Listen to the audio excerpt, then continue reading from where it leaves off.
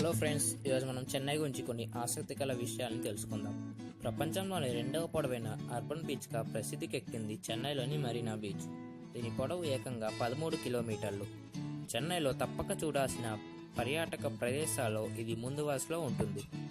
The వండలూర్ జంతు ప్రదర్శనశాల లేదా అన్నా జూలాజికల్ పార్క్ దేశంలోని మొట్టమొదటి జూగా ప్రసిద్ధి చెందింది. ఈ జంతు ప్రదర్శనశాల చెన్నైకి 35 కిలోమీటర్ల దూరంలో ఉంది.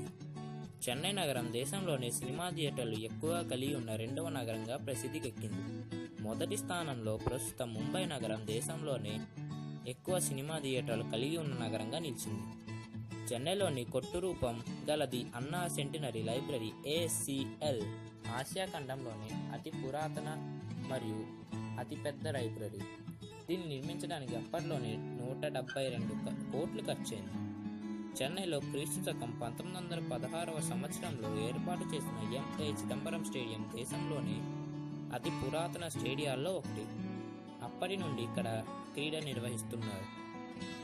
చెన్నైలోని అడియార్ వద్ద 450 సంవత్సరాల పురాతన మర్రి చెట్టు ఒకటి ఉంది. చెన్నై వాసులకు ఇదొక విహార స్థలంగా ఆకర్షిస్తుంది. ఈ దిగ్గజటు యొక్క వేర్లు సుమారు 60,000 చదరపు మీటర్ల వరకు వ్యాపించి ఉన్నాయి. మద్రాస్ బోట్ క్లబ్ దేశంలోని పురాతన బోట్ క్లబ్లలో ఒకటి. ఇక్కడ యువతీ యువకులకు రోయింగ్ నేర్పిస్తుంటారు. రోయింగ్లో మాస్టర్ అవ్వటానికి ప్రతి సంవత్సరం సమ్మర్లో నిర్వహించే తరగతులలో పాల్గొనవచ్చు. చెన్నై నగరం వీటితో పాటు మరెన్నో పర్యాటక ఆకర్షణలు, సాహస క్రీడలను అందిస్తున్నది. ఒకవేళ నా వీడియో కనుక మీకు నచ్చినట్లయితే లైక్, షేర్ మరియు సబ్స్క్రైబ్ చేయడం మాత్రం మర్చిపోకండి.